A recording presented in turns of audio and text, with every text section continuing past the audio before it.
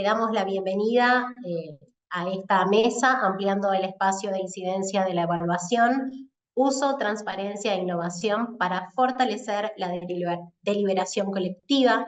Esta mesa está organizada por el Diploma Superior en Evaluación de Políticas Públicas y Toma de Decisiones de Flaxo Argentina, del cual el doctor Nerio Neirotti es el director. Tenemos la presencia de nuestros oradores en esta mesa: Matías Matalini, Agustina Gradín, María Eugenia Brizón. Va a estar también presente Beatriz Anchorena y bueno, también voy a hacer mi aporte. Ahí ya llegó Nerio, así que aprovecho para poder presentarlo, llegamos a tiempo, lo presento y ya le doy la palabra para que podamos comenzar. El doctor Nerio Neirotti es doctor en Ciencias Sociales, Master of Public Affairs y licenciado en Cienciología, docente investigador del área de Estado y Políticas Públicas de Flaxo Argentina, especialista y profesor en el campo de la evaluación y análisis de políticas públicas en diversas universidades. Es autor de varios libros y artículos con el patrocinio de UNESCO, UNLA y Flaxo. Fue vicerrector de la Universidad Nacional de Lanús entre 2010 y 2020 y anteriormente director de la maestría en políticas públicas de dicha institución. Asimismo, fue coordinador de programas de evaluación en el Instituto Internacional de Planeamiento de Educación de UNESCO, subsecretario de Control y Gestión del Gobierno de la provincia de Mendoza y gerente de evaluación del CIEMPRO. Actualmente es director del Diploma Superior en Evaluación de Políticas Públicas de Flaxo Argentina. Nerio. Buenos días, muchas gracias, Analía. Me olvidé de decirte que íbamos a presentar un currículum bien cortito, pero bueno, ya está. Discúlpenme el problema técnico que tuve para entrar. Quiero comenzar por agradecer a la Asociación Argentina de Estudios de Administración Pública y los organizadores del Cuarto Congreso, el área de Estado y Políticas Públicas de Flaxo Argentina, y en este momento queremos rendir homenaje a su director, que ha fallecido hace poco, el doctor Daniel García Delgado, a Flaxo Argentina, a la Agencia de Acceso a la Información Pública y a la Universidad Nacional de Lanús por compartir sus investigaciones con nosotros. El motivo de este panel es plantearnos cómo avanzamos en la utilidad, en la eficacia de las evaluaciones hacia una transformación profunda de la democracia. Parece que está ya muy lejos, pero nos planteamos lo siguiente en relación con eso. Tenemos muy buen desarrollo de metodologías de investigación cuantitativas, cualitativas. Todavía quedan muchas cosas en camino, como la incorporación de la ciencia de datos, de la inteligencia artificial, de la ciencia del comportamiento, etcétera. Pero aparte de esto, es importante destacar que el uso de las evaluaciones todavía está en cuestión. Es un conocimiento que se produce, que no tiene efectos claramente transformadores, al menos tanto como lo desearíamos. Por lo tanto, queremos ver qué posibilidades tenemos, queremos ver experiencias al respecto y queremos ver cuánto puede incidir en la transformación de las políticas públicas el conjunto de evaluaciones que vamos generando y en la innovación del sector público, porque el Estado está en profunda transformación y por lo tanto tenemos que plantearnos qué flexibilidad y qué capacidad de atención tenemos desde las evaluaciones a estas transformaciones que se están produciendo, que tenemos que coordinar, dirigir y que tenemos que seguir haciendo. Por otro lado está la preocupación por la cristalinidad frente a la opacidad que tienen las políticas públicas, y esto supone que debemos guardar la transferencia del conocimiento que las evaluaciones producen, y además tener capacidad para incidir en el espíritu crítico de la población, de la ciudadanía, en el debate de las políticas públicas. Entonces, no solamente es una cuestión de honestidad y de ética el hecho de que tenga que haber acceso a la información, sino que también es una cuestión de enriquecimiento de la deliberación colectiva. Por este lado de la distribución del poder, el que tiene conocimiento nomina, domina, lo sabemos, y finalmente el fortalecimiento de la democracia. Sin más, tenemos 5 excelentes panelistas que nos van a acompañar en el día de hoy y que nos van a hablar de distintas opiniones y experiencias al respecto. Comenzamos con Matías Matalini, que es licenciado en Filosofía por la Universidad del Salvador y magíster en Políticas Públicas y Gobierno de la UNLA. En este momento doctorando también de Filosofía en la UNLA. Es actualmente el director de Planificación y Evaluación de dicha universidad y es profesor de grado y posgrado en esta universidad y en Flaxo, Argentina. Es profesor de nuestro diploma también. El título de la ponencia de Matías será Metodologías de innovación pública para fortalecer la deliberación colectiva, el caso del método Che como estrategia evaluativa de las políticas públicas. No se equivoquen, el método Che es comunidades hilando estrategias. Adelante, Matías, buenos días. Buenos días, muchas gracias Nerio, muchas gracias a todos los compañeros y compañeras del panel y obviamente a todos los organizadores del cuarto congreso.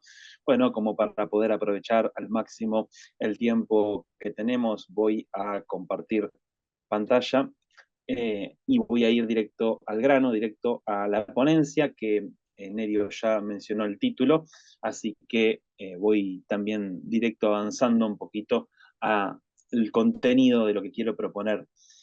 Bueno, un poco, ante todo, seguimos la propuesta que se viene como esbozando, trabajando a partir de algunos textos de Nerio y de experiencias que venimos realizando en materia tanto de investigación como de reflexión colectiva.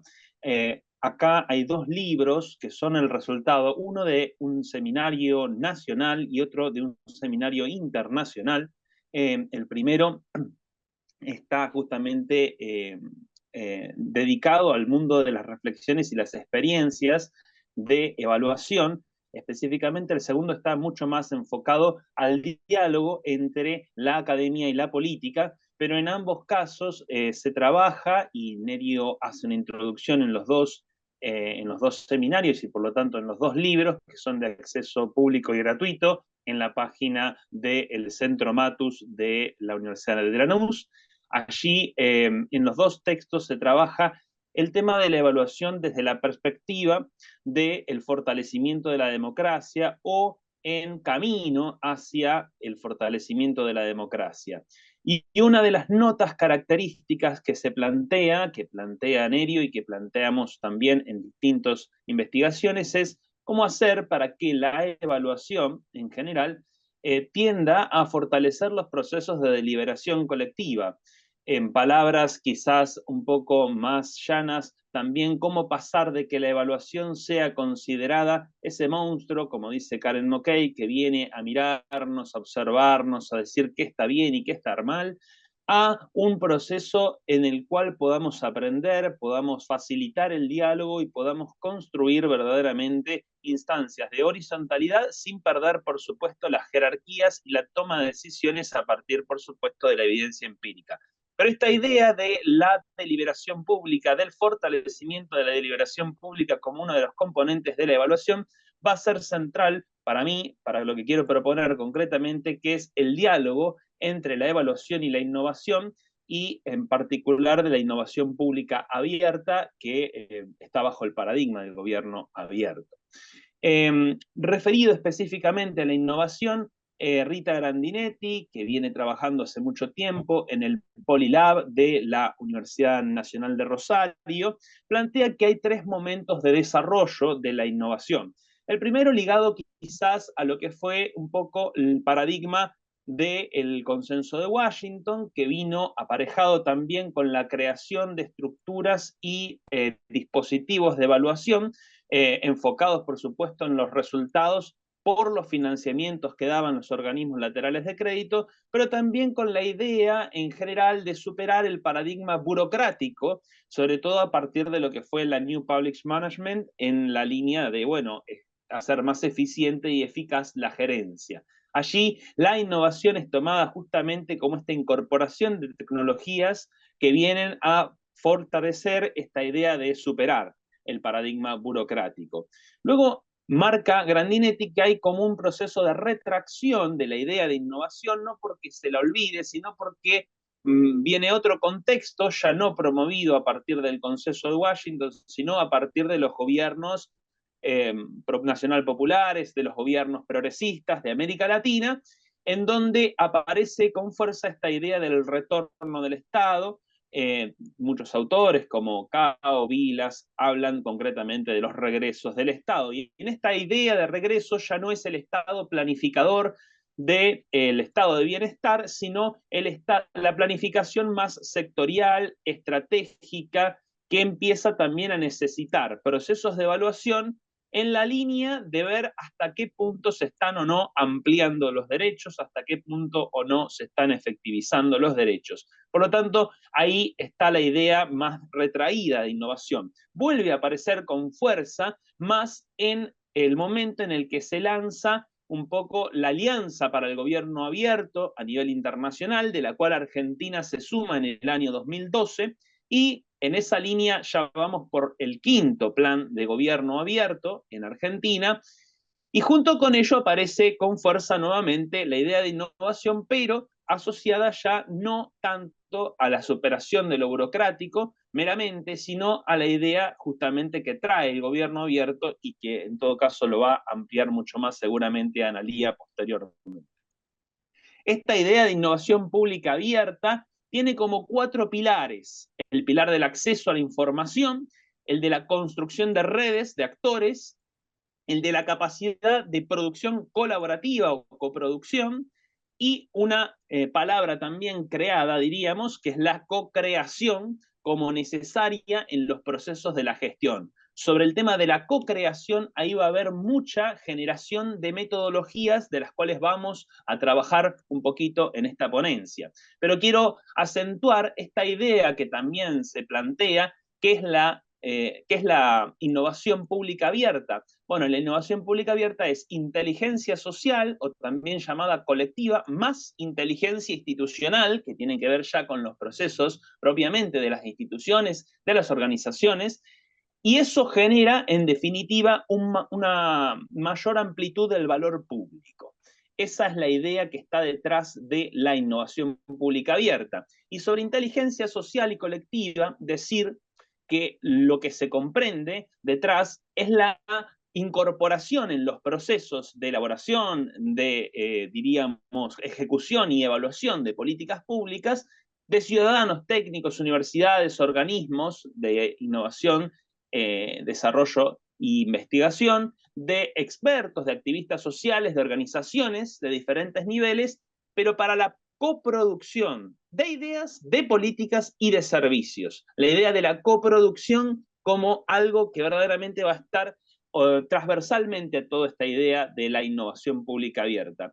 Y traer también un autor, que es Pierre Levy, que habla de la inteligencia colectiva, y dice algo que me parece muy interesante señalar: esta idea de que la inteligencia está repartida en todas partes, frente a lo que ahora se propone como, diríamos, hegemónico, como lo que viene de la inteligencia artificial, de las ciencias del comportamiento y de la ciencia de datos. También hay que decir que la información construida, coproducida y generada a partir de lo colectivo pareciera tener también una incidencia mayor. Vamos a ver si esto es así, si puede darse así, o en todo caso, sin contraponerla, sin pretender anular lo que es un proceso que hoy se vislumbra como hegemónico de la inteligencia artificial, no olvidar y tratar de pensar desde la inteligencia colectiva también. La idea es, en definitiva, poner en articulación la innovación y la evaluación desde el paradigma del gobierno abierto. Y entonces vemos que, por ejemplo, los principales aportes de la evaluación están centrados, bueno, en la realización de informes, que pueden ser, por supuesto, en el ex ante, en el durante o en el ex post de las políticas para la toma de decisiones, y la generación de instancias de reflexión sobre la práctica, que a la vez promuevan aprendizajes y mejoren las políticas públicas. Y la innovación, en este sentido, lo que provee es un conocimiento más sobre la visión de los problemas de la comunidad, desde y con, podríamos decir, la comunidad, por lo cual no sería en todo caso imposible articular la innovación con la evaluación. Podríamos decir que podrían ser parte una de la otra, la innovación de la evaluación. El fortalecimiento además del vínculo entre los decisores y los gestores y destinatarios. Algo muy importante, que la evaluación, como decía Nerio al principio, en términos del uso concreto, todavía adeuda o parece adeudar. Y en esta línea entonces la innovación se planta como una necesidad en este sentido para fortalecer los vínculos. Y además generar metodologías de participación ciudadana con inteligencia colectiva detrás. Además, también desde el punto de vista de los aportes a la ciudadanía, la idea de la evaluación, en definitiva, es generar, un conocimiento científico con evidencia empírica que promueva verdaderamente la mostración o la difusión de los resultados de los planes, de los programas, de los proyectos, y garantizar el buen seguimiento de las políticas para ver en qué medida se está o no efectivizando los derechos.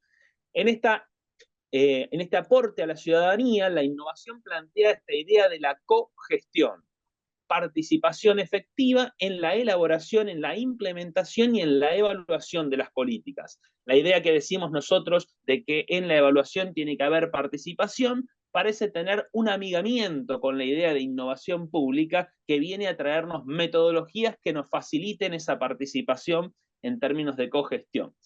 Bien, la cogestión también podría ser interpretada como cogobernanza, un término que también se está discutiendo hoy. Ya vamos por el segundo Congreso Internacional de Cogobernanza.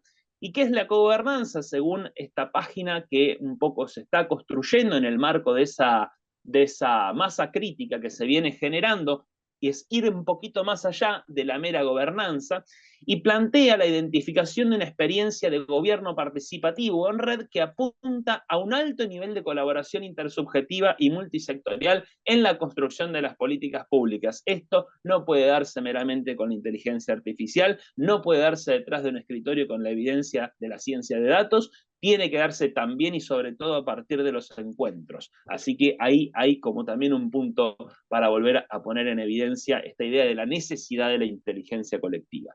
Voy a compartir brevemente una experiencia de innovación y participación, porque muy lindo toda la parte conceptual, pero esto, ¿cómo se materializa? ¿Cómo se lleva a la vida concreta? Bueno, voy a compartir simplemente algunos datos de lo que es la Mesa Federal de Participación Ciudadana, donde nace de alguna manera en el primer Congreso de Participación Ciudadana, allí convocado en Salta, pero que a lo largo de los años ha tenido un desarrollo interesante, donde se han integrado unas 18 provincias, no necesariamente todos los años, pero de distintas maneras, donde ha habido al menos 9 reuniones de trabajo en cada una de las provincias o en muchas de las provincias que participan, al menos 5 congresos de participación ciudadana, donde se ve en el 5º congreso que se desarrolló en Tucumán en el año 2019, una gran incidencia del concepto de innovación pública, al punto de que se creó lo que se denomina el Federal Lab, o sea, el conjunto de laboratorios de innovación pública de las distintas provincias y de las distintas experiencias locales que existen, e incluso también en universidades donde existen concretamente experiencias. Perdón, Esto se Matías, puede visualizar. Sí. ya llevamos 10 minutos. Ya, listo, perfecto. En 2 minutos termino sin problemas. Bien, esto se puede visualizar en un mapeo de la innovación que, por ejemplo, está en el Polilab. En este mapeo se identificaron y en todo caso se pusieron en evidencia distintas experiencias de innovación que hay en gobiernos locales, en provincias, por ejemplo la de Tucumán, en gobiernos locales, por ejemplo también como en Zapala, en la municipalidad de Zapala de Neuquén, pero también en la provincia de Neuquén, en universidades como la propia Universidad Nacional de Rosario, también menciona a la Universidad Nacional General Sarmiento, y otras experiencias que se van dando en esta línea, no con el fin de ser exhaustivo, esto que hizo el Polilab, pero sí muy descriptivo y inspirador de que evidentemente la innovación está teniendo un lugar importante. Y vamos a ir cerrando ya con este tema de las metodologías de innovación y la participación. Bueno, en el mundo de la innovación pública abierta hay varios métodos. Uno de los más conocidos a nivel internacional es el Design Thinking, que es el pensamiento creativo creado en Stanford, pero desde el cual se inspiran muchas veces. En otros como acá ya en Argentina, el método Fronterar del Polilab, el método Feeling, que se da en Colombia, pero también a nivel latinoamericano, el método CISA, activando mujeres, y el método CHE, del que yo les quiero hablar ahora, que se llama Comunidades Hilando Estrategias, por lo tanto, por eso es la sigla, como decía Nerio al principio. Aquí tienen solamente una visualización rápida de las distintas páginas de cada uno de los métodos que hay, y particularmente voy a hablar sobre un extracto en realidad de lo que es el método CHE, que no lo voy a agotar, por supuesto, en este último minuto que me tomo, sino que lo dejo abierto como para que puedan también indagarlo. Este año se realizó en General Pico, La Pampa, un encuentro que fue en el marco de la Mesa Federal. Este año se tituló como Encuentro Federal, y no Congreso, sino como Encuentro. Y allí, fíjense, el título es muy interesante: el futuro de la incidencia social, de la matemática de la participación ciudadana a la geometría de la inteligencia colectiva. Esta idea de que de alguna manera la participación ciudadana, si solamente es garantizar que 3 o 4 voces se escuchen y nada más, ahí no estamos haciendo ningún proceso de cogestión. Pero si queremos ampliar y mirar un poquito más el proceso en el que la inteligencia colectiva es capaz de co-crear el conocimiento y a partir de allí, en todo caso, tomar buenas decisiones, bueno, daremos un salto y la incidencia podría ser mayor. Esa es la hipótesis que está de fondo. El método CHE plantea, por ejemplo, que todos los paneles, todos los debates que se dieron en este encuentro, que tuvo como gran pregunta cómo reinventar la participación en los espacios públicos, se diera a partir de 4 verbos ordenadores. El ser, que tiene que ver con el hablar concretamente de la identidad, podríamos hablar del estar siendo, es decir, dónde estamos y cómo somos, y es desde ese ser que se puede pensar de qué manera estamos proyectando, de qué manera estamos incidiendo y de qué manera podemos fortalecer ese tema de la participación. Hablando también del hacer, porque la hechura es lo que en definitiva transforma, y a partir de allí generar procesos de compartir. Esa idea de que cada persona que participa en un panel pase por estos 4 verbos, pero también esa idea de que a partir de estos 4 verbos podemos caracterizar una misma comunidad. Se trabaja concretamente con lienzos o paneles en los cuales cada persona va encontrándose con preguntas que responden y rápidamente, de una manera colectiva, se responde en términos generales, se caracteriza una comunidad a partir de esta consigna. Bueno, simplemente les dejo el anhelo de, en todo caso, seguir indagando sobre los métodos y la idea de seguir profundizando la articulación entre la innovación, la evaluación y el gobierno abierto. Muchas gracias. Muchas gracias, Matías. Muy bueno. Nos quedamos con interesantes ideas para seguir indagando y darle a la evaluación otro rumbo más rico y participativo. Ahora le vamos a dar la palabra a María Eugenia Brizón. María Eugenia es Master of Arts en Políticas Públicas, Planificación y Gestión por la Universidad de Leeds, en Inglaterra. Es diplomada en Servicios de Salud y Sociedad de Flaxo, Argentina, y diplomada en Salud Pública de la Facultad de Medicina de la UBA. Es investigadora de UNLA en Evaluación de Políticas Públicas desde el año 2010, docente titular, y se ha desempeñado en el grado y posgrado en la Universidad Nacional del Litoral de la UBA y por supuesto también en la UNLA. María Eugenia va a hablar sobre usos e influencia de la evaluación de políticas públicas, experiencias en países seleccionados de América Latina, debates y desafíos que persisten. Adelante, María Eugenia. Hola, buenos días a todos y a todas. Quisiera poder presentar, a ver si lo logro.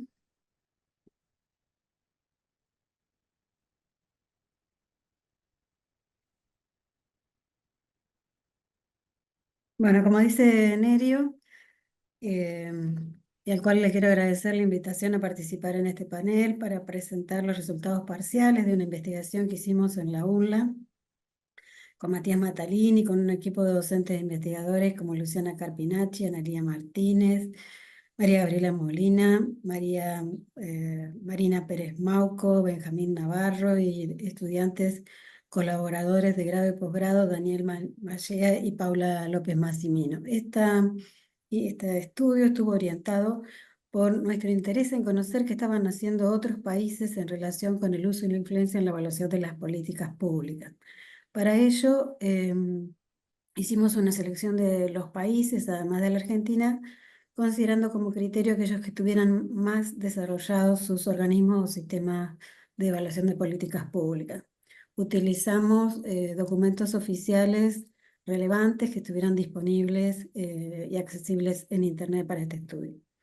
En esta presentación vamos a ver cuestiones que nos permiten enmarcar el estudio, los hallazgos que encontramos, las reflexiones que hicimos a partir de referentes en el tema y algunas conclusiones. El tema del uso ha estado durante muchos años en investigación, en desarrollo. Algunos autores, aunque reconocen que estuvo presente durante también los años 70, ponen como Alkin y Coyle que ha sido un tema candente en los años 80. Mark y Henry señalan un resurgimiento del tema hacia el año 2000. Los temas, como ustedes ven acá y que están sintetizados, son múltiples que se han trabajado a lo largo del tiempo, que tienen que ver modelos, conceptualizaciones, definiciones, uso, mal uso, abuso, sobreuso, intencionalidades, factores facilitadores, obstáculos, dimensiones, modelos, actores responsables de los éxitos y de los fracasos de las evaluaciones, etcétera, y también de la influencia que, como decimos, vamos a ver, tiene como un hito en el año 2000. El uso ha sido no solamente muy estudiado, sino que también muy debatido, el propio término. Tanto es así que, bueno, tenemos que Weiss fue la primera que lo criticó la palabra utilización porque le daba un aspecto muy instrumental, pero luego Kierkegaard la critica a la palabra uso también casi por lo mismo, por su carácter instrumental episódico. Pero hay autores que la definen, como vemos acá, como plantean Alkin y King, como las consecuencias tanto en pensamiento como en acciones que resultan de la evaluación. Otros autores, hay muchísimas definiciones, la plantean con otros términos y otras cuestiones que ponen en juego. Y otros autores también prefieren no definirlo y verlo a través de las tipologías de uso. A partir de todos esos años de discusiones, debates y aportes, Kierkegaard hace su teoría integrada de la influencia para poder ampliar la comprensión propia de la evaluación y de sus aportes tanto en distintas dimensiones y en el tiempo. Entonces plantea esto que aquí se visualiza como un cubo para dar esta multidimensionalidad que tiene que ver con la intencionalidad, la no intencionalidad, tener como fuente de cambio los procesos o los resultados y las cuestiones que pueden aparecer diferidas en el tiempo, tanto inmediato como mediano plazo o largo plazo. Su intención era entonces expandirse a partir del uso que estaría centrado en este cuadradito, que sería el uso como intencional, con el uso de los resultados que venía impregnando todas las discusiones previas, y un uso inmediato. Es decir, la teoría de la influencia abarca muchas más dimensiones para poder comprender mejor la evaluación y sus aportes. Eso sería en síntesis algunas cuestiones conceptuales que son muchísimo más largas para discutir, muy interesantes, pero no me dan los 10 minutos. Entonces, los actores que puse acá como supranacionales son, porque además de todas las cuestiones que se debaten académicamente, otros actores de influencia en la práctica evaluativa. Y acá he nombrado, y no en orden de influencia, sino alfabético, algunos, de los cuales destacaría el Programa de Naciones Unidas para el Desarrollo, tanto porque es tomado como referencia en nuestros países y por la gran cantidad de evaluaciones que ha realizado en los últimos tiempos en los países seleccionados y en el nuestro.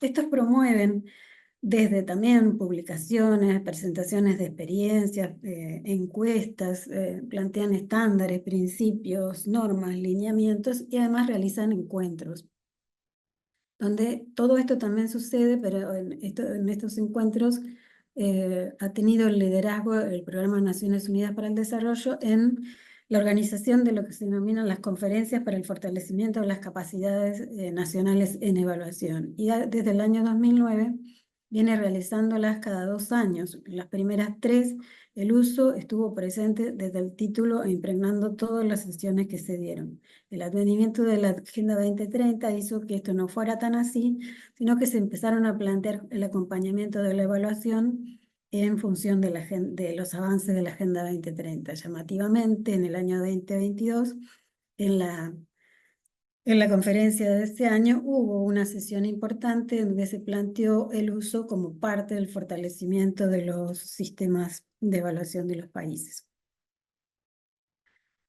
Los hallazgos en síntesis también son que la mayoría de los países utiliza la palabra uso. Los distintos usos coexisten. Las tipologías más frecuentes son el instrumental, el conceptual y el persuasivo, aunque pueden verse diferencias en estos perfiles dentro de los países. El uso está considerado como una última fase del proceso de evaluación. En general está sustentado en alguna norma. Eso es interesante. Si pensamos en el primer estudio de Clear en cuanto a sus panoramas de los países, y la evaluación está enmarcada en la gestión para resultados. Los países en estos esfuerzos por promover su uso generaron al menos un mecanismo explícitamente con la intencionalidad de hacerlo. Como ven acá tenemos varios ejemplos, que puede ser la explicitación en la visión del organismo, la conceptualización de la evaluación, planes, en la capacitación, en la convocatoria, las consideraciones presupuestarias, dispositivos interinstitucionales, etcétera, que como ustedes ven, los que tienen la intencionalidad de ser utilizados y promover el uso son varios. Pero pese a eso, encontramos que los países reportan bajo uso de las recomendaciones, falta de seguimiento, baja incidencia en el presupuesto, no consideración del proceso evaluativo versus la utilización de los resultados, la utilización de las evaluaciones como fuente de información para las intervenciones como muy baja, una escasa discusión en los dispositivos interinstitucionales. Esto nos guió a algunas reflexiones. Por ejemplo, la institucionalización, o sea que la función evaluación fluya, se despliegue dentro de las organizaciones con recursos, con capacidades, con estructuras, es algo positivo y lo hemos visto que se ha dado en los últimos tiempos en América Latina y el Caribe. Pero, según algunos autores que también estudiaron estos temas en la Unión Europea, encontraron que genera algunas inflexibilidades, el establecimiento de estructuras, de reglas comunes, de responsabilidades, de articulación con el poder político. Ellos ven que facilita más el uso instrumental que el uso del procedimiento, que resulta muy interesante de considerar. Otro elemento que vemos que también limita el uso y la influencia son las visiones simplistas del proceso de toma de decisiones, en el cual pareciera que las evaluaciones se convierten inmediatamente en insumo de la toma de decisiones, desconociendo cómo se produce el proceso de toma de decisiones, donde hay informaciones competitivas, de las cuales el conocimiento producido por la evaluación es uno de ellos. También que nos lleva a pensar si lo que dice Smith y colaboradores, de si no está sobrevendida las posibilidades de la evaluación, que también comparte Bedun, que se hace preguntas respecto de las posibilidades de la evaluación de influir en las decisiones políticas. Eso también considerando que las evaluaciones se dan en organizaciones complejas, donde existen disputas de poder, múltiples actores, intereses, que hay bucles de retroalimentaciones, cuestiones lineales, no lineales, por decir algunas. Luego tenemos la calidad de las evaluaciones, que también a partir del reflejo de lo que vemos en los documentos, nos ha demostrado que son necesarias, pero no suficientes para la facilitación del uso. el punto de las evaluaciones externas, en la cual nuestra publicación del 2003, que hace poquito presentamos, planteamos algunos problemas relacionados con ello, tanto por el conocimiento de los evaluadores de algunas cuestiones de valor para los propios evaluandos, digamos, como porque su presencia, al ser externa, y está demostrado en varios estudios, no están muy amigables con la idea de generar o producir condiciones con los equipos para los efectos diferidos de las evaluaciones. Eso también genera una limitación. También la encontramos a partir de los niveles de recomendaciones y del grado de innovación. Las recomendaciones en general están hechas para los niveles de gestión, no para los niveles más políticos. Y el grado de innovación, ambas cosas, digamos, tanto el nivel de las recomendaciones como el grado de innovación, ligado a términos, y al ser externas, son ligados a los términos de referencia, tienen poca flexibilidad de generar ambos efectos que serían deseables. La participación, y acá concordando con lo que decía Matías, que es muy reconocida como necesaria para el éxito de las evaluaciones, necesaria para la apropiación de las evaluaciones, necesaria para la producción de conocimiento, tanto para los que participan del programa como para otros aprendizajes sobre el problema el cual trata de trabajar, tratan de aportar las evaluaciones. No queda absolutamente en el nivel de consulta, por más amplio que sea, y digamos el aporte al debate público queda limitado. Y llama la atención en todo lo que vimos que el actor, como es el Parlamento, no está muy considerado como una audiencia necesaria también para producir alguna influencia desde ese lugar. Y finalmente, no porque sea finalmente, sino por el tiempo, el tema que el marco de gestión por resultados también nos pareció un elemento interesante como limitador del uso de los resultados. ¿Por qué? Más allá que el modelo de gestión por resultados permitió pasar de la consideración de insumos a actividades a resultados, tiene presupuestos para su formulación que tienen que ver con la planificación, con el modelo subyacente y con el establecimiento de determinados parámetros que generan mucha inflexibilidad y un sobrepeso importante para que esto pueda ser llevado adelante. Le sumamos a esto que también señalaba Matías, que viene de de la nueva gestión pública, donde el ciudadano derechohabiente pasa a ser cliente al cual hay que satisfacer. Esto nos da una idea, aunque no esté explicitado, en que hay que dar una respuesta inmediata satisfactoria a ese cliente, lo cual limita tanto el uso de los resultados como el uso de los procedimientos. Y si le sumamos a esto también que luego de la aparición de la gestión por resultados, bueno, pasó a estar más presente la perspectiva de derechos, es como que estaría estableciendo, por más que algunos lo suman, incluso desde las Naciones Unidas tienen marco de gestión más la perspectiva de derechos, es tan fuerte la impronta del modelo que encontramos que se hace difícil la compatibilidad entre las dos cuestiones. Y todo esto que hablaba Kirchhardt sobre la influencia de las evaluaciones, uno se pregunta qué espacio hay para todo ese conocimiento evaluativo, para pensar en los efectos diferidos y mejorarlos. Conclusiones. Primero y Estamos principal, en tiempo, María Eugenia. no me apuro, Sintéticamente, por favor.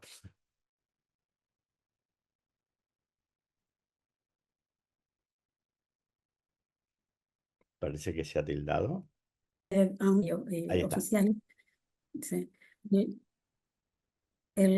Podemos decir que hay un contexto propicio que se ha generado en la región, tanto por la consolidación de los sistemas de evaluación de políticas públicas, por el enriquecimiento a través de los debates que han impulsado pensar en estas cuestiones, en el uso y la influencia y su traslado, como decía Matías, a cuestiones más operativas. Vemos que el uso y la utilización van a seguir persistiendo y tienen la connotación positiva de hablar de pensarse como aspectos positivos de las consecuencias de la evaluación.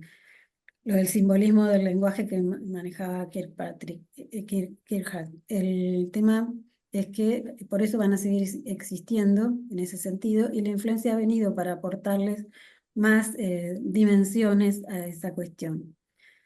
No hay dudas que el uso de la evaluación existe, pero no es tan fácil de mostrar con qué alcance. Y si le sumamos a esa el paradigma emergente que presenta Nerio con esta inclusión de la perspectiva de derechos y la necesidad de la contribución al fortalecimiento de la democracia, esto no solo complejiza la práctica evaluativa, sino también el análisis del uso de la influencia de las evaluaciones.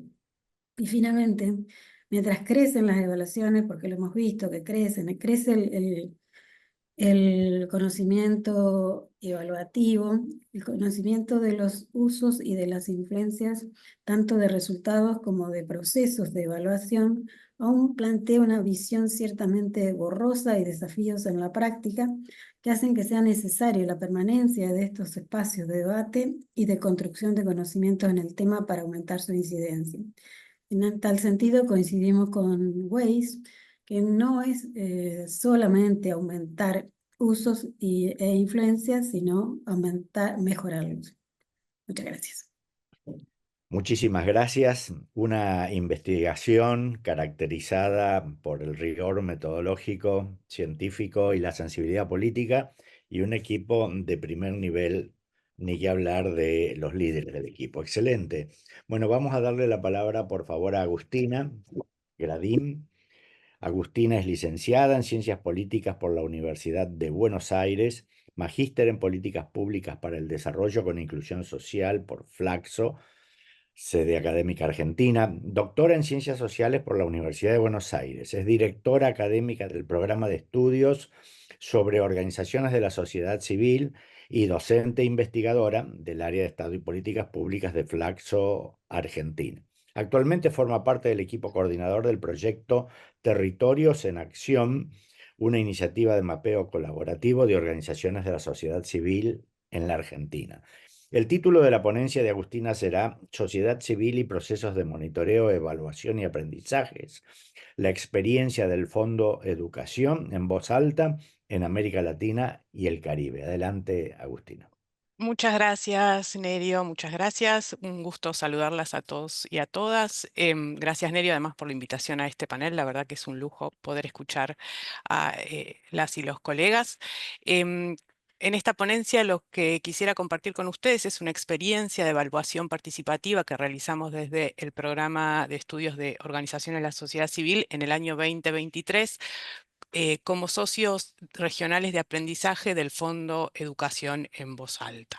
Primero, me gustaría contarles un poco qué es el Fondo Educación en Voz Alta. El fondo es una iniciativa de la Campaña Mundial por la Educación, una campaña mundial que se consolida a partir de la primera década de este siglo y que en América Latina tiene su contraparte, que es la Campaña Latinoamericana por el Derecho a la Educación, que nuclea organizaciones de la sociedad civil y organismos gubernamentales en pos de defender y promover el derecho y el acceso a la educación en todos sus niveles. El Fondo de Educación en Voz Alta tiene como objetivo promover la participación cívica en la defensa y en la promoción del derecho a la educación en nuestros países, y dentro de sus diferentes objetivos específicos, que son muchos y no me voy a detener a explicitarlos por una cuestión de tiempo, tiene uno de sus objetivos incorporar a la evaluación como una estrategia continua de aprendizaje para el fortalecimiento de las organizaciones de la sociedad civil, la generación de valor y su impacto en los procesos de incidencia. Y en ese marco consideraba que este podía ser una experiencia interesante para traer a esta mesa de debate. El Fondo de Educación en Voz Alta fortalece y promueve la constitución de coaliciones nacionales por el derecho a la educación en diferentes países de la región. Actualmente se encuentra desarrollando actividades en los países de Haití, Honduras, El Salvador, Bolivia y Brasil. Estas fotos ilustran la coalición nacional promotora de la campaña por la educación en Bolivia, en su margen izquierdo, y en el derecho la campaña nacional por la educación en Honduras, que está liderada por una organización que se denomina el Foro Dakar por la Educación. Estas coaliciones nacionales son espacios multiactorales de participación de organizaciones de la sociedad civil y organismos gubernamentales que buscan ampliar y consolidar la agenda por el derecho a la educación en sus países, y que desde el Fondo de Educación en Voz Alta fortalece a partir de a partir de recursos tanto financieros como materiales y como procesos de aprendizaje para fortalecer estos procesos participativos ciudadanos. En este marco, este proyecto y esta investigación que desarrollamos desde el programa de BCC tuvo como objetivos poder identificar aprendizajes e impactos de las coaliciones promotoras por el derecho a la educación en Haití, en Honduras, en Salvador, en Nicaragua y en Bolivia entre el 2020 y el 2023, y las dimensiones de análisis que se tomaron en cuenta para el proceso de evaluación fue la incorporación del enfoque de gestión adaptativa, las estrategias MEL de monitoreo, evaluación y aprendizaje que desplegaron, y cómo fueron incorporando la perspectiva de género e inclusión social en las acciones de las OSC. Vale aclarar que el Fondo de Educación en Voz Alta les promueve la inclusión del enfoque de gestión adaptativa como el enfoque para el desarrollo de las actividades a nivel de las coaliciones nacionales por el derecho a la educación, y que la gestión adaptativa tiene se puede definir como un proceso iterativo de relación entre prácticas, procesos y estructuras, donde a partir de la perspectiva crítica y el ajuste respecto de los cambios en los contextos y en los diferentes actores que forman parte del proceso, se va generando un proceso de aprendizaje y de ajuste en relación a los objetivos del proyecto. En este sentido, fue un desafío pensar un proceso de evaluación participativo desde el enfoque de gestión adaptativo, por lo cual el foco de la investigación estuvo puesto en los aprendizajes generados en relación a este proceso. En este sentido, la metodología que utilizamos para llevar adelante la evaluación participativa tuvo 4 grandes estrategias. En una primera estrategia de realización de aplicación de una encuesta online para poder identificar cuantitativamente cuántos fueron los procesos de aprendizajes y cuántos fueron los proyectos que fueron desarrollando estas coaliciones.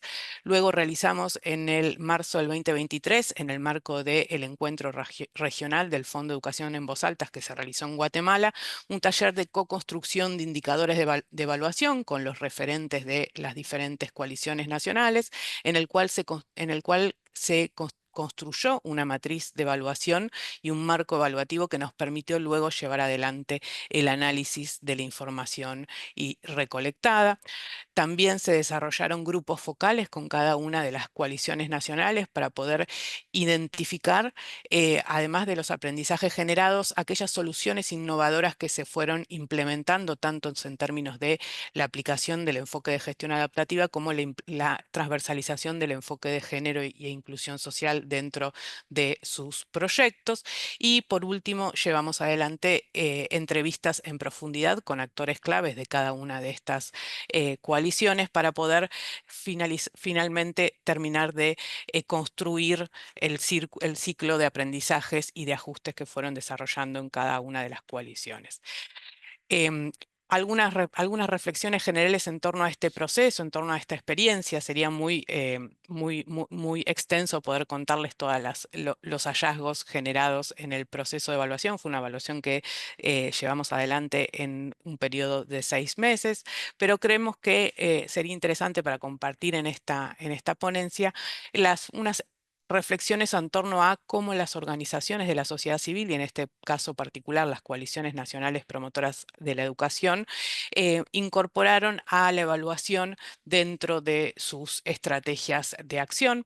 Y en este sentido podemos señalar que las metodologías MED, las metodologías de monitoreo, evaluación y aprendizaje, claramente incorporan valor e impacto a las acciones y estrategias de incidencias de las propias organizaciones de la sociedad civil. Y aquí me gustaría contarles que cuando empezamos con con el proceso evaluativo,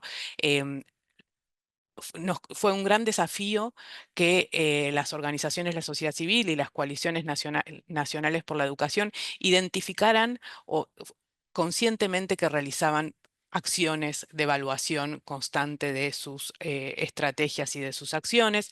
Hay, es claro que la sociedad civil tiene ciertos prejuicios y ciertas valoraciones negativas respecto de los procesos evaluativos, que generalmente son vistos como requisitos que los financistas o los fondos que financian las actividades exigen, y no como procesos de aprendizaje. Y esto fue algo que fue parte de la discusión constante en todo el proceso de evaluación participativo, y que claramente se identificaba como uno de los principales desafíos que tenían las organizaciones de la sociedad civil a la hora de encarar procesos evaluativos. En ese sentido,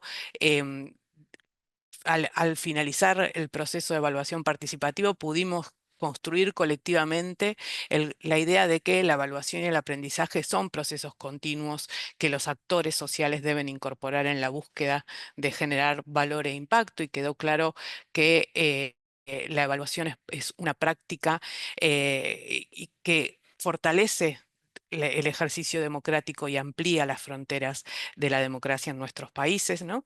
Y en este y en este mismo sentido también otras de las cuestiones que fueron claramente una de las principales reflexiones de nuestra experiencia fue que para pensar el ejercicio de la gestión adaptativa con perspectivas de género e inclusión social es fundamental adoptar una mirada crítica del contexto y de las desigualdades donde las organizaciones sociales operan, ¿no? Y en este marco los enfoques de evaluación y los enfoques de aprendizaje particularmente nos permiten poder tener una práctica constante de este ejercicio crítico de reconocimiento, ¿no? Y quizás ya para cerrar esta exposición, poder compartirles esta reflexión final que fue parte del proceso de construcción colaborativa y participativa de la matriz de evaluación, que tiene que ver con pensar a esta evaluación participativa como procesos de aprendizaje y de construcción de soluciones innovadoras a problemas sociales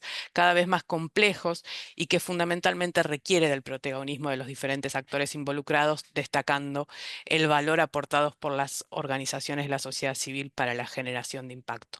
De la evaluación que pudimos llevar adelante quedaba muy claro que aquellas coaliciones nacionales de promoción del derecho a la educación que incorporaban a la gestión adaptativa y a las estrategias de evaluación y de aprendizaje dentro de sus acciones, lograban llegar a mayores impactos y a la construcción de mayor valor a través de sus acciones que aquellas que continuaban trabajando desde perspectivas más clásicas de la gestión de proyectos.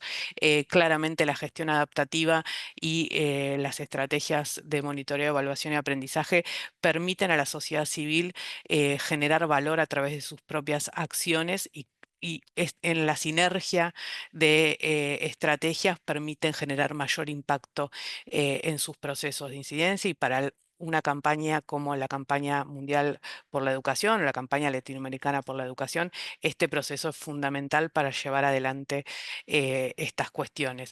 Y como señalaba la colega recién, creo que en este sentido esta experiencia, el uso que el Fondo Educación en Voz Alta hace de los procesos evaluativos claramente nos permite pensar en cómo estos procesos construyen por un lado valor, y por otro soluciones innovadoras a los desafíos que los contextos cambiantes y en en países con altos niveles de desigualdad y de incertidumbre como los latinoamericanos, permite pensar cómo generar nuevos procesos de incidencia con mayor impacto en nuestras democracias. Así que esta era la experiencia que quería compartir con ustedes. Espero que haya podido dialogar. Creo que tiene grandes puntos para dialogar, sobre todo con la ponencia de Matías sobre la metodología Che, que bueno, les agradezco por el espacio. Muchas gracias.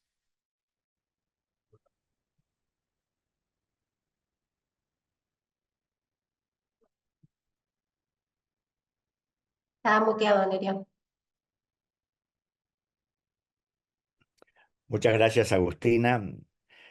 Una experiencia innovadora que nos abre las puertas para ir indagando sobre la participación de la sociedad civil, que es una necesidad que debemos desarrollar esta práctica, incrementarlo a los efectos de que, bueno, la sociedad civil sea custodia de la buena hechura de las políticas públicas y sea también poseedora del conocimiento para debatirlo. Por supuesto, una investigación también muy rigurosa. Muchísimas gracias, la seguiremos muy de cerca. Bueno, le vamos a dar la palabra ahora a Analía Martínez, quien es licenciada en Relaciones Públicas por la Universidad Nacional de Lomas de Zamora, magíster en Políticas Públicas y Gobierno por la Universidad Nacional de Lanús. Es docente e investigadora de la Universidad Nacional de Lanús, también lo es de Flaxo, donde es la coordinadora académica del Diploma Superior en Evaluación de Políticas Públicas y Toma de Decisiones. Analía también es coordinadora de planificación y seguimiento de la gestión en la Agencia de Acceso a la Información Pública, dependiente de la Jefatura de Gabinete de Ministros, y tiene una sólida experiencia en la implementación de políticas de modernización y transparencia en la administración municipal. El título de su ponencia será Políticas de transparencia en gobiernos locales, elementos para su evaluación. Adelante, Analía. Bueno, muchas gracias, Nerio, y muchas gracias a todas las compañeras con quienes estamos compartiendo este panel. La verdad que es un gusto para mí poder hacerlo este día y agradecer a todos los que están del otro lado escuchándonos y que se hicieron un tiempo para venir a compartir con nosotros. Bien, como planteaba Nerio, la ponencia que hoy vengo a compartir un poco surge, recupera algunas ideas de lo que fue mi tesis de maestría vinculada a la implementación de políticas de transparencia, específicamente en los entornos locales. Y lo que vengo a plantear, un poco para orientarlos cómo fue este trabajo y cuáles fueron las ideas que surgen y que considero que son relevantes para caracterizar un modelo de evaluación de políticas de transparencia en los gobiernos subnacionales.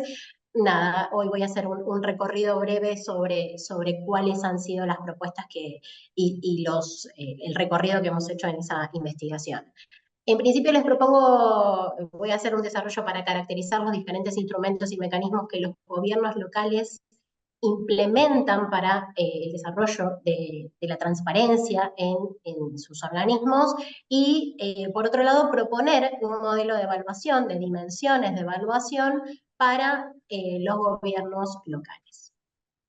Un poco hablar de qué hablamos cuando hablamos de transparencia en la gestión pública, retomar algo ya han trabajado los compañeros con anticipación, la transparencia aparece, ¿no?, como un elemento esencial en las democracias, y la política de transparencia tiene que ver con todas aquellas iniciativas que permiten gestionar y divulgar la información gubernamental destinada a ser utilizada por la ciudadanía, ¿no?, para proteger el derecho de acceso a la ciudadanía sobre qué hace el Estado, los organismos subnacionales, cómo lo hace, de qué manera, con qué resultados, ¿no? Uno plantea que esta información debe estar accesible para toda la ciudadanía. En general se instrumentan bajo esquemas abiertos y participativos, que también ya lo hemos abordado. Su objetivo tiene que ver con reducir las asimetrías de información, ¿no? Igualar el acceso a todos por igual. Tienen como intención mejorar la rendición de cuentas de los estados, de los gobiernos. Por supuesto que también tienen una pata en la lucha contra la corrupción, ¿no? ¿No es cierto? Haciendo transparente lo que los gobiernos hacen y principalmente también fortalecer este vínculo colaborativo entre gobierno y sociedad tan relevante para nuestro sistema democrático.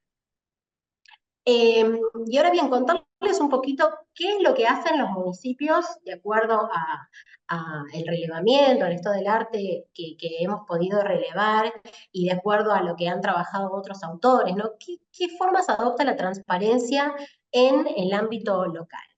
Bueno, les tengo para señalar estos puntos: plataformas digitales y portales web, donde los organismos proponen, anuncian sus modelos de gestión, sus políticas, los trámites a los cuales pueden acceder los ciudadanos, ¿no? Los servicios públicos que pueden acceder. También la publicación de información en formato institucional, como pueden ser los informes de gestión, los boletines informativos que pueden circular en distintos medios, la inclusión digital, todas aquellas iniciativas que tienen que ver con la inversión en el acceso a las tecnologías por parte de la ciudadanía, como así también encuestas en línea o consultas públicas que realizan los organismos para la concreción de iniciativas públicas, ¿no? Incluir digitalmente en la ciudadanía. De la mano tenemos los proyectos de innovación pública que ya Matías ha enunciado hacia el principio, ¿no? Esta innovación pública, nuevas formas de hacer para la ciudadanía, para mejorar los servicios públicos, para que el ciudadano participe activamente de la conformación de estas políticas, ¿no? Por supuesto, normativas y marcos legales, ordenanzas que dan el marco de cómo los ciudadanos pueden acceder a información pública en los municipios, tanto en el nivel de los consejos deliberantes, ¿no? Como en el Poder Ejecutivo Municipal. Y por último, también, entre estas maneras en que la transparencia se cristaliza en el gobierno local, tienen que ver, por supuesto, con las tecnologías de información y comunicación. Internamente, desde el lado en que los organismos realizan muchísimas acciones para mejorar la gestión de los datos. Si vamos a publicar información sobre lo que hace el gobierno local, tenemos que tener una buena administración y gestión y resguardo de la información que se produce, ¿no es cierto? Entonces, hay muchas iniciativas que tienen que ver con una transparencia interna, vamos a decir, dentro del organismo de cómo circula la información, que impacta, por supuesto, en cómo se publica y se distribuye la información hacia el exterior.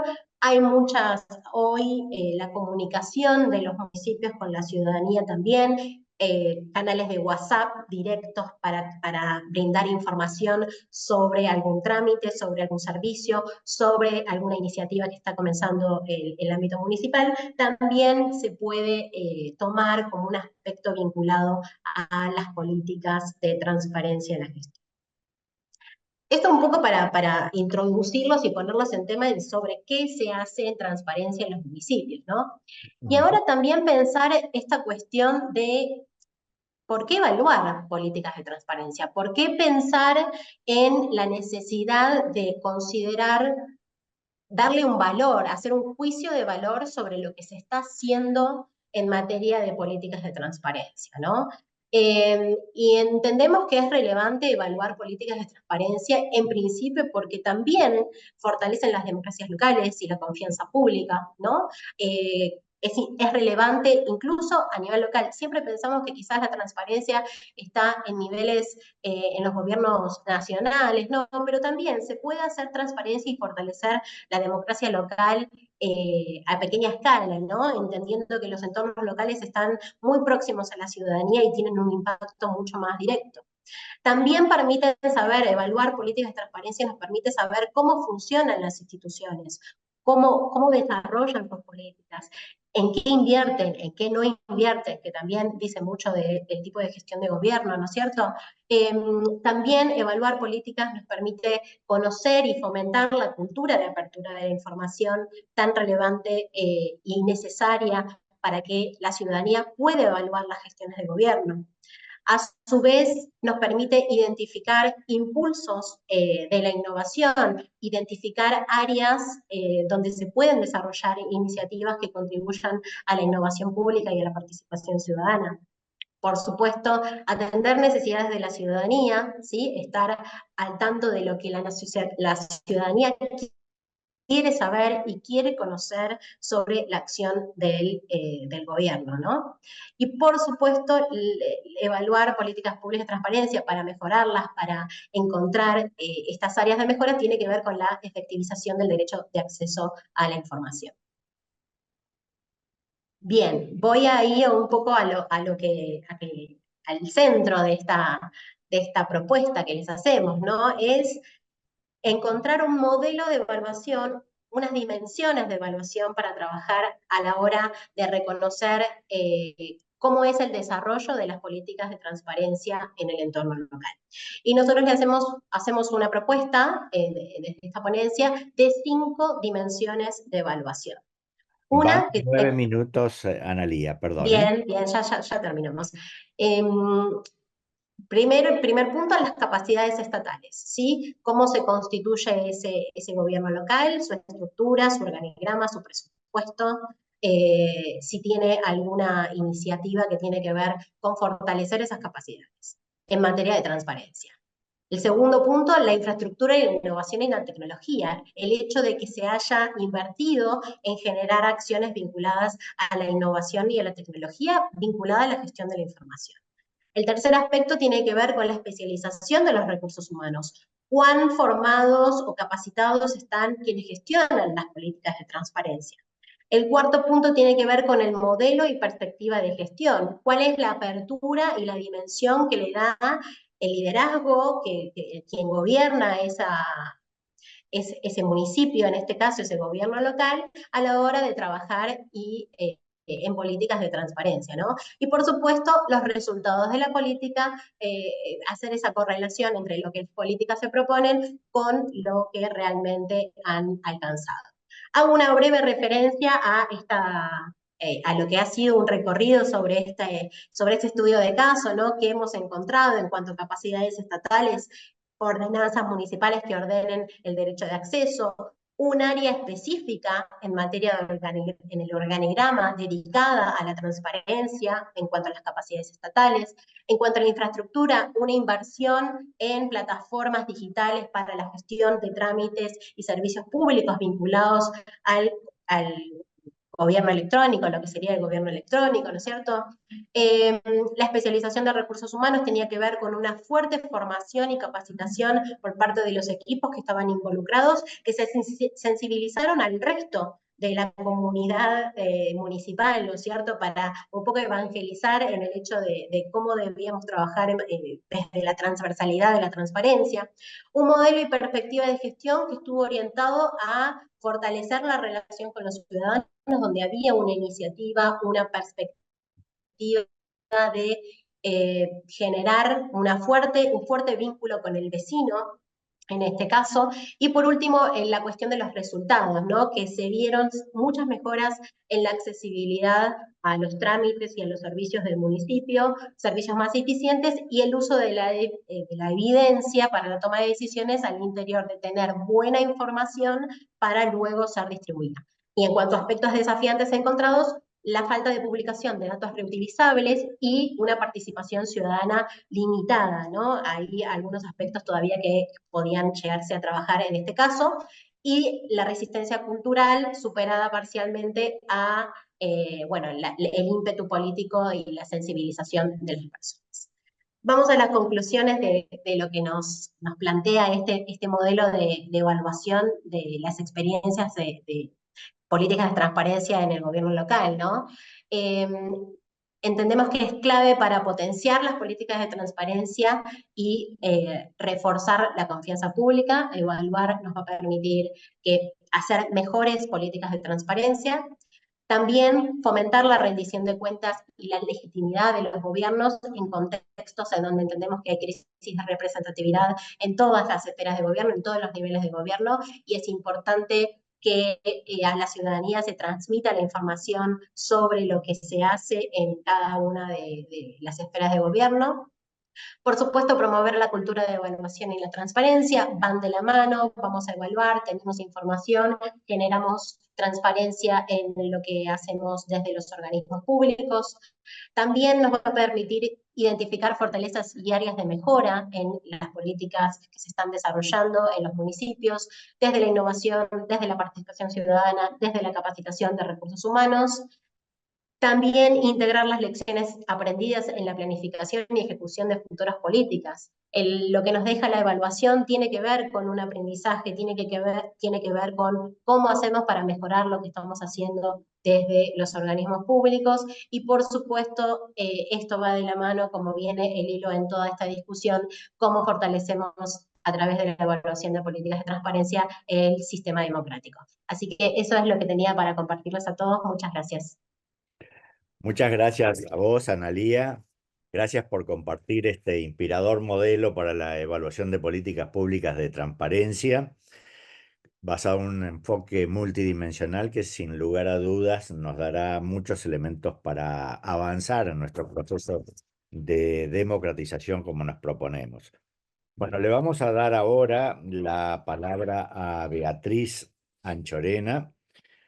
Beatriz es titular de la Agencia de Acceso a la Información Pública, ente autárquico con autonomía funcional en el ámbito de la Jefatura de Gabinete de Ministros del Poder Ejecutivo Nacional. Es licenciada en Ciencia Política de la Universidad de Buenos Aires, magíster en Políticas Públicas y Gerenciamiento del Desarrollo por la Universidad de San Martín y Georgetown University. Es doctoranda en Ciencias Sociales de la UBA. Actualmente es docente de Administración Pública y de Gestión y Control de las Políticas Públicas de la Facultad Latinoamericana de Ciencias Sociales y de la especialización en Gestión Pública por Resultados de la Asociación Argentina de Presupuesto y Administración Financiera Pública y la Facultad de Ciencias Económicas. El título de la ponencia de Beatriz es Evaluación de Políticas de Transparencia, el caso de innovación en el índice de transparencia de la Agencia de Acceso a la Información Pública. Con ustedes, Agustina. Agustina, adelante. Bueno, Beatriz, perdón. Con ya, me ustedes, imagino Beatriz, que adelante. ya estamos cumpliendo nuestro tiempo, así que estamos todos un poco cansados. Yo, por supuesto, que quiero agradecer a vos, Nerio, por convocarme, a todos los colegas que me precedieron en la palabra, y las colegas, mayoría de las, y por supuesto a los organizadores del Congreso. Nada, yo voy a hacer como lo más breve posible. Primero quiero hacer una reflexión antes de entrar a mostrarles el índice de transparencia de la agencia, que es un índice renovado y por eso lo ponemos como un caso de innovación. Primero, partir de la concepción, bueno, que la transparencia básicamente con una mirada más política llegó para quedarse. Si hablamos, como dijo Andy Martínez recién, de la idea de fortalecer la democracia, entendemos que la transparencia o la trayectoria del campo de la transparencia se ha venido fortaleciendo en los últimos años, y ya es un tema ineludible. Me parece que no merece discusión, aunque sí requiere fortalecimiento de capacidades estatales para sacar músculo y poder diseñar políticas, implementarlas, evaluarlas, ¿no? Pero también tenemos que ser conscientes que es un campo muy amplio, y nosotros hablamos siempre del ecosistema de las políticas de transparencia, porque incluye las políticas de integridad, las políticas anticorrupción, todo lo que es transparencia activa, proactiva, que es lo que evaluamos en el índice.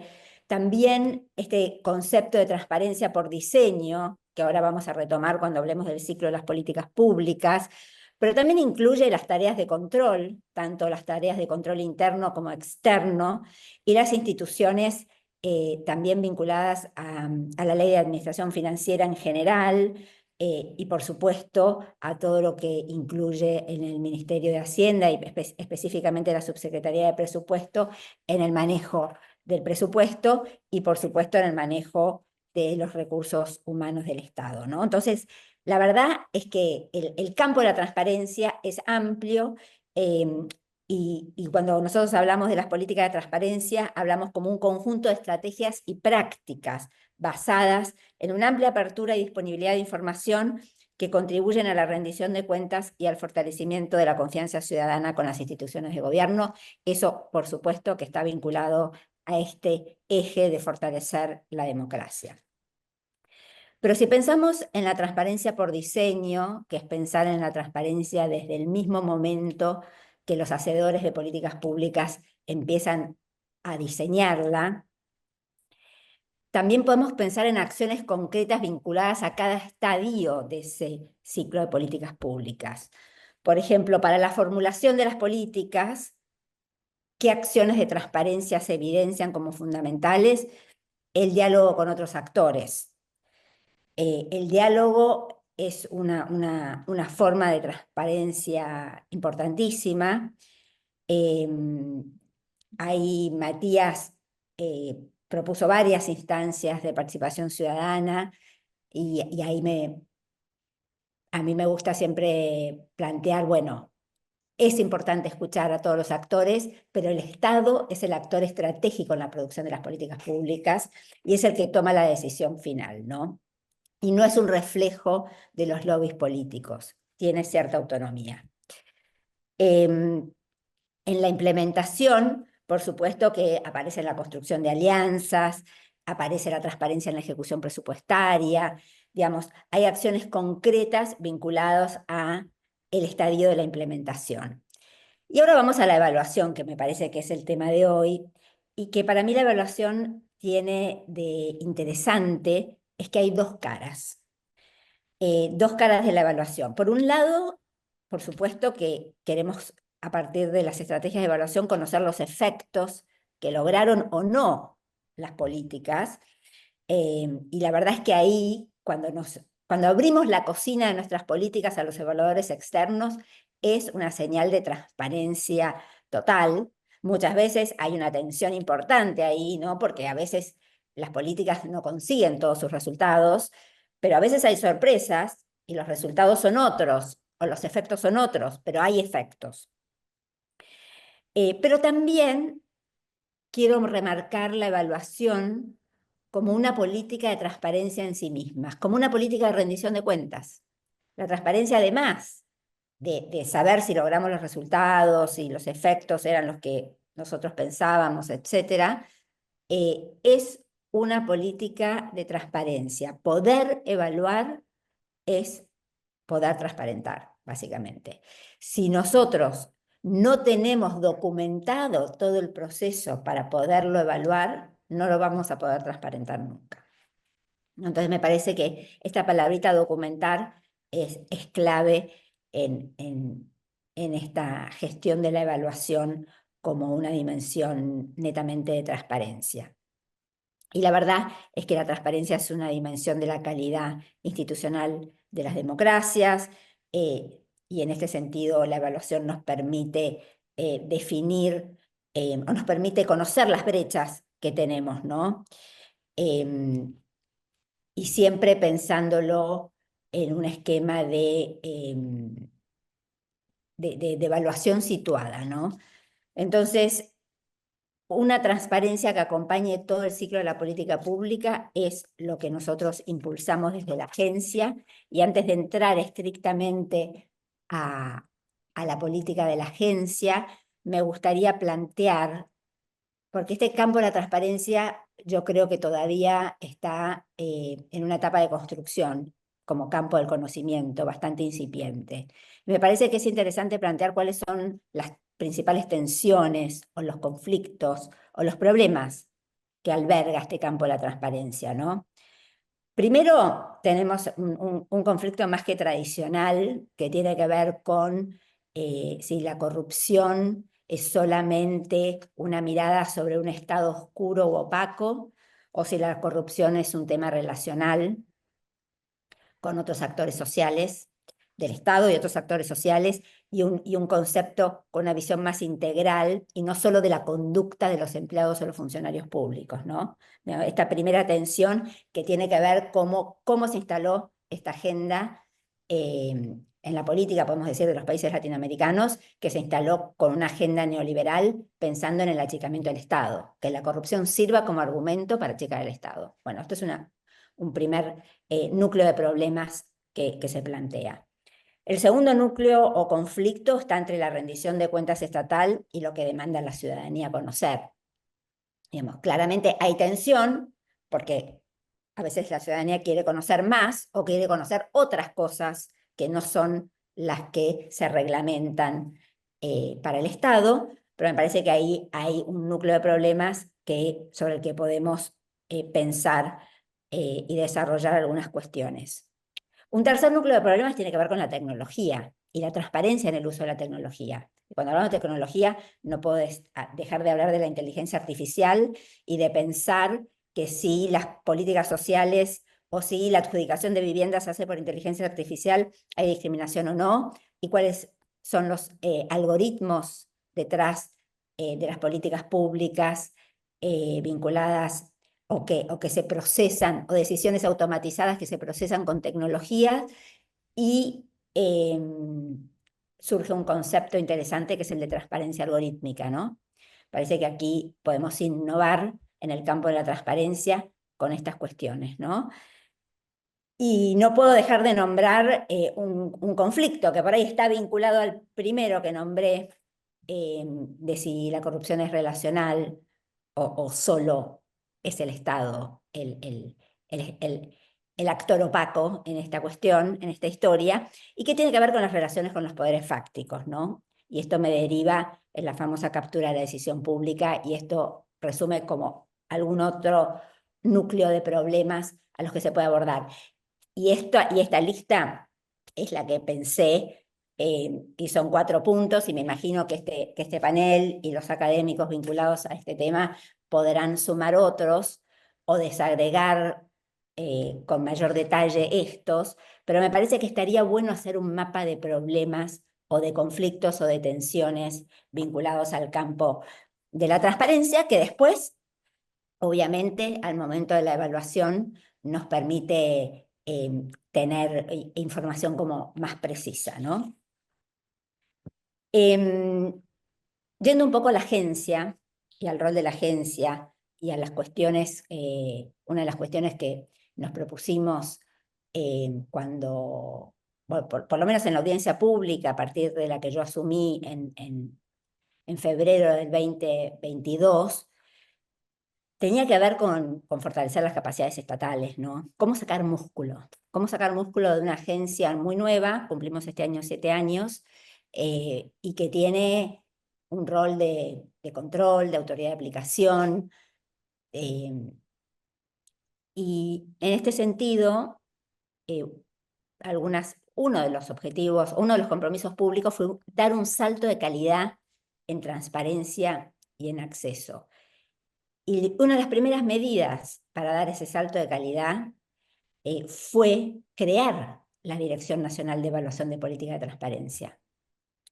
Entonces, saber que una de las formas de empezar a concretar los objetivos estratégicos de política pública tienen que ver con un diseño organizacional que refleje esa direccionalidad estratégica que uno le quiere dar a la política, ¿no?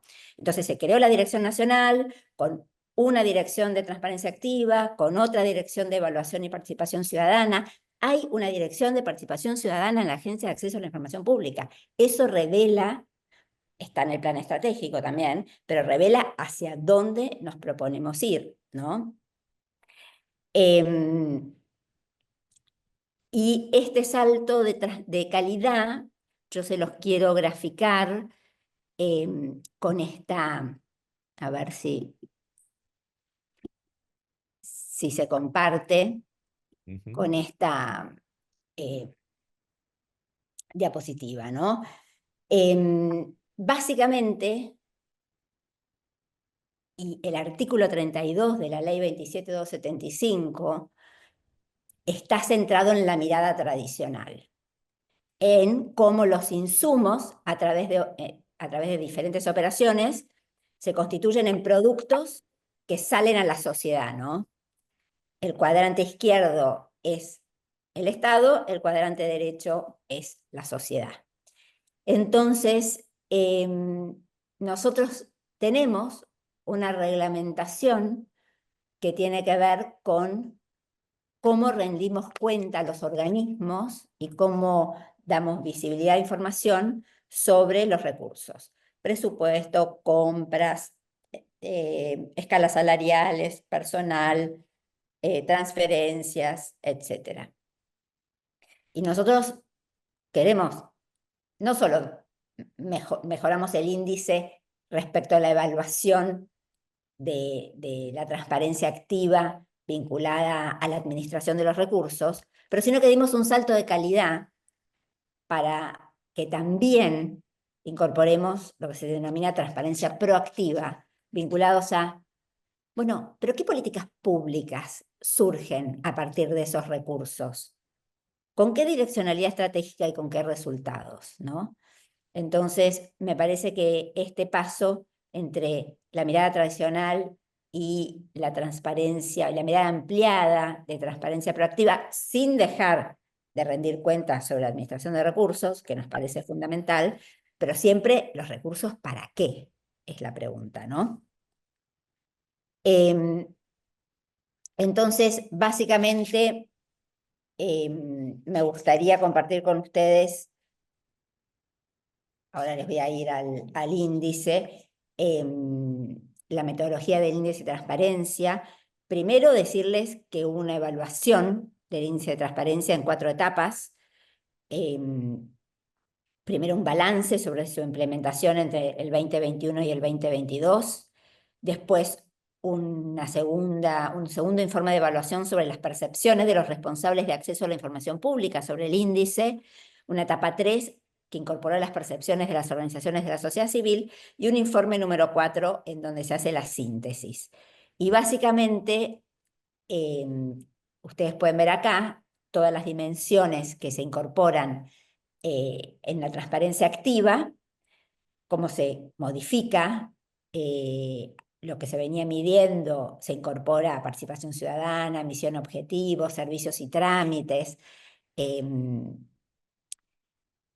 También se empieza a medir transparencia proactiva, con dotación óptima, políticas de integridad, planificación estratégica, datos estadísticos, metas, informes de gestión y algunas cosas específicas por tipo de sujeto obligado, porque ustedes saben que los sujetos obligados no es solo la administración pública tradicional, sino que también son las empresas públicas, las universidades públicas, y se realizan mediciones semestrales.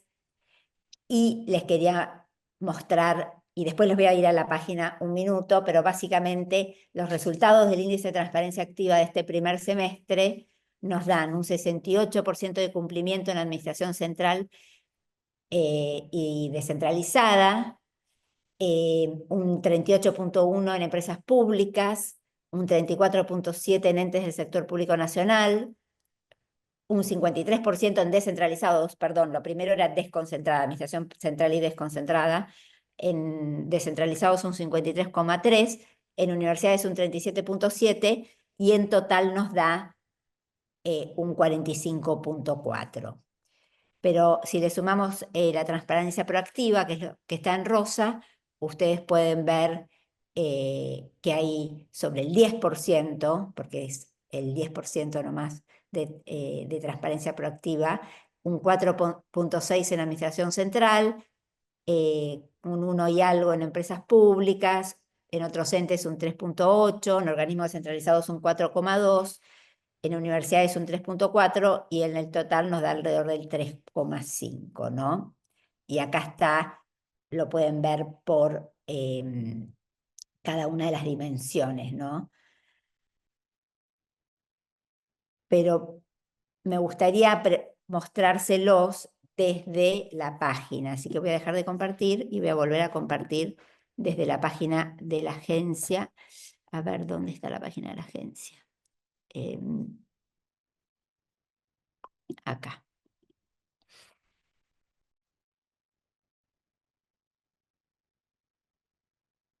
Porque está en pausa.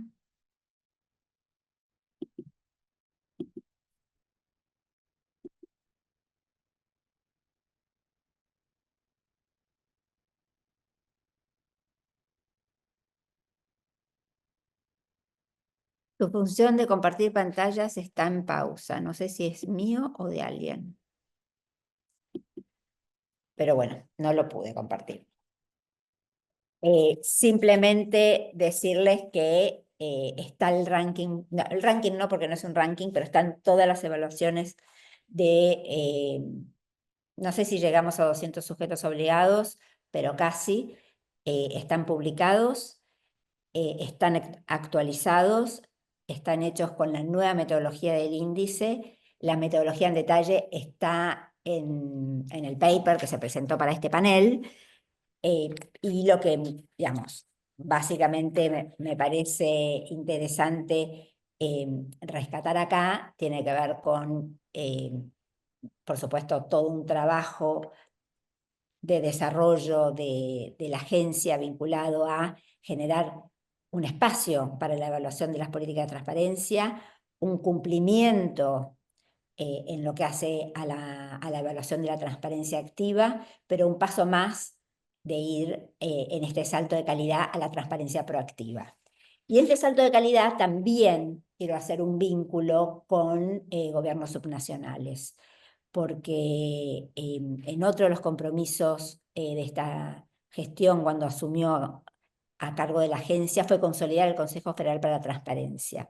Y son estas las herramientas también que compartimos con las provincias. Tenemos un Consejo Federal totalmente consolidado, con representantes y alternos de todas las jurisdicciones, nombrados por los propios gobernadores, en donde hay una agenda concreta de transparencia y acceso a la información y un espacio para concertación de políticas en donde no solo estamos trabajando en portales de transparencia y en nuevas normativas provinciales para trabajar con cada una de las provincias, sino también estamos con un plan de formación, con una diplomatura en inteligencia artificial, transparencia y protección de datos personales. Así que me parece que el tema de poder también incluir en esta agenda de transparencia gobiernos subnacionales y que esta agenda, como arranqué, que llegó para quedarse, también involucre un trabajo en conjunto con los diferentes territorios, nos parece súper importante. Y para terminar esto, decirles que justamente en este sentido, el viernes pasado firmamos un convenio con la Asociación de Defensores del Pueblo de la Argentina, donde están reunidos todos los defensores del pueblo de las provincias y de los municipios, en donde vamos a trabajar conjuntamente tareas de capacitación, concientización e implementación de políticas de transparencia, acceso a la información pública y protección de datos personales. Bueno, dejo acá porque sé que estamos súper pasados de tiempo. Muchas gracias. Muchísimas gracias, Beatriz. Realmente conocimientos importantísimos que vienen de una autoridad incuestionable como directora de la Agencia de Acceso a la Información Pública que sos y además con el rigor académico que te caracteriza. Esperamos poder aprovechar esto y con mucha esperanza en la propuesta de que toda política de transparencia tiene que basarse en la evaluación en todo el ciclo de las políticas. Bueno, como decía Beatriz, nos hemos pasado ya del tiempo, pero agradecemos a María Falagán que nos ha permitido extendernos. Lamentablemente no vamos a tener la oportunidad de dialogar porque llega el momento del receso para el almuerzo y nos volvemos a ver a las 15. Un abrazo a todas y todos y nuevamente un agradecimiento por estar acá, un agradecimiento a este excelente panel que nos acompañó y a los organizadores del cuarto congreso. Hasta pronto.